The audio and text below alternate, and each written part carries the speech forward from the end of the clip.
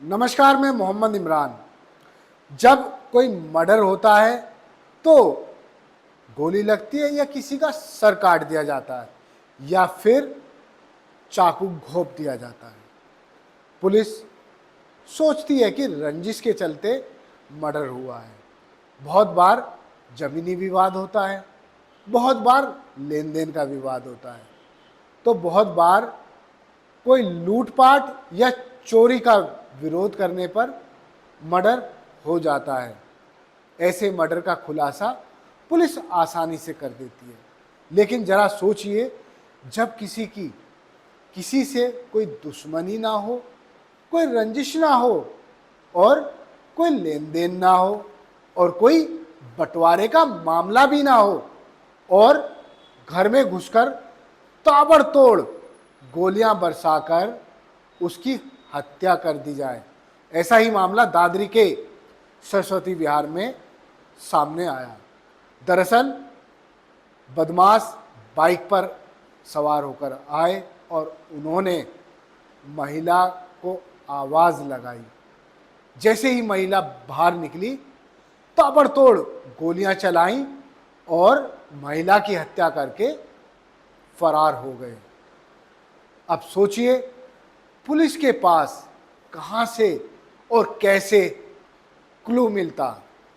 लेकिन वाकई किसी ने सही कहा है, यदि पुलिस शिद्दत से चाह ले और ठान ले कि वारदात का खुलासा करना है तो पुलिस वाकई कुछ भी कर सकती है। रस्सी का सांप भी बना सकती है और सांप की रस्सी भी बना सकती है, मगर खुलासे भी वैसे ही कर सकती है। ऐसा ही खुलासा ग्रेटर नोएडा पुलिस ने किया है, जिसकी पूरी मॉनिटरिंग डीसीपी ग्रेटर नोएडा साद मियां खान कर रहे थे। पुलिस ने 1000 नंबर उस लोकेशन पर जो चल रहे थे उनको आइडेंटिफाई किया। उसके बाद इन सभी नंबरों को अलग अलग कैटेगरी में डाला। फिर शुरू हुआ दिमागी खेल। दिमाग से सोचा, क्या सोचा कि ये नंबर यहां फोन किया गया है, इस नंबर पे यहां से फोन आया है।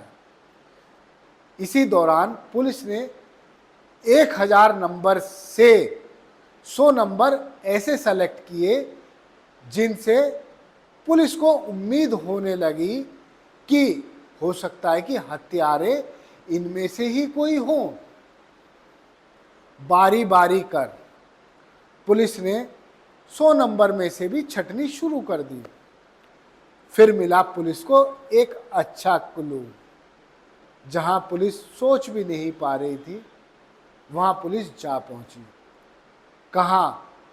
महिला के पड़ोस में रहने वाले लोगों तक। अब पुलिस को पता चल गया कि मर्डर तो इन्हीं लोगों में से किसी ने कराया है। फिर जब पुलिस ने गहनता से जांच पड़ताल की तो पुलिस को महिला के पति पर भी शक होने लगा। आप सोच रहे होंगे कि पति पर क्यों शक होने लगा? पति पर इसलिए शक होने लगा कि पत्नी अपना रुपया ब्याज पर दिया करती थी और अपने ही बल पर वो कमाती थी, खाती थी और पति को भी खिलाती थी। ये सब डिटेल्स पुलिस के पास थी। और एक डिटेल और भी आई कि जिस मकान में वो रह रहे थे वो मकान टोटल पत्नी के नाम था। अब तो पुलिस का दिमागी खेल पूरी बत्ती जला दी। पुलिस को लग गया कि वाकई यही आसपास मर्डर की कहानी घूम रही है। पुलिस ने लगाया दूसरा चश्मा और शुरू कर दी पूछताछ। पूछताछ में पुलिस को पता चला कि अपने ही पड़ोसियों के साथ मिलकर पति का मर्डर कराया गया है। यानी पति ने अपने पड़ोसी और कुछ साथियों के साथ मिलकर इस मर्डर को अंजाम दिया। अब कहानी आती है, आखिर पति का तो सब कुछ था, वो क्यों मारना चाहता था पत्नी को? सुनिए डीसीपी सादमिया क्या कहते हैं। थाना दादरी पर एक मुकदमा 529/23 लिखा गया था, जिसमें सरस्वती विहार की रहने वाली एक महिला का 2 बाइक सवार शूटर्स ने गोली मारकर हत्या करी थी। इस घटना के अनावरण के लिए लगातार टीम्स काम कर रही थी और इसमें मृतका के ही पड़ोसी कपिल का नाम सामने आया था और उसने 2 शूटर्स हायर किए थे इस काम को अंजाम देने के लिए। आज वही शूटर्स अपनी कॉन्ट्रैक्ट किलिंग का पैसा लेने के लिए वापस इस क्षेत्र में आए थे और पैसा लेकर जब वो लौट रहे थे तो उनकी पुलिस के साथ मुठभेड़ हुई, क्योंकि पुलिस की कॉम्बिंग लगातार चल रही थी। पुलिस मुठभेड़ में दोनों लोग गिरफ्तार हुए हैं। इस घटना में कई अन्य साक्ष्य और अन्य लोगों के भी नाम प्रकाश में आ रहे हैं, जिनके विरुद्ध साक्ष्य संकलन करते हुए गिरफ्तारी करी जाएगी और घटना के बाकी बिंदुओं का भी अनावरण शीघ्र इसमें किया जाएगा। आपने सुन लिया होगा डीसीपी ने क्या क्या कहानी बताई है। अब मैं आपको बताऊं, पुलिस ने कहा कि पति पत्नी का मर्डर इसलिए कराना चाहता था कि 1 सवा साल पहले उसकी पत्नी पति का मर्डर कराना चाहती थी। एक नई कहानी ये भी सामने आ गई। ये भी पता चला कि जिन लोगों से पत्नी अपने पति का मर्डर कराना चाहती थी, उन लोगों ने पति को पत्नी की रिकॉर्डिंग सुना दी। अब आप सोच रहे होंगे पत्नी क्यों मर्डर कराना चाह रही थी पति का? दरअसल पति की आदतें खराब। पत्नी बार बार रोकती थी, इतनी शराब मत पिया करो, लेकिन पति नहीं मानता था और जो वो कमाती थी सब शराब पीने में उड़ा देता था। इसी सब के चलते पत्नी परेशान थी और नया पेच एक और सामने आ गया। आप सोच रहे होंगे अब कौन सा पेच सामने आया? दरअसल पत्नी का अपने ही पड़ोसी से टांका फिट हो गया, यानी अफेयर हो गया। उसने सोचा इससे अच्छा मौका कुछ नहीं मिलेगा पति को रास्ते से हटाने का। खैर मर्डर की प्लानिंग हुई, लेकिन वो सफल ना हो पाई।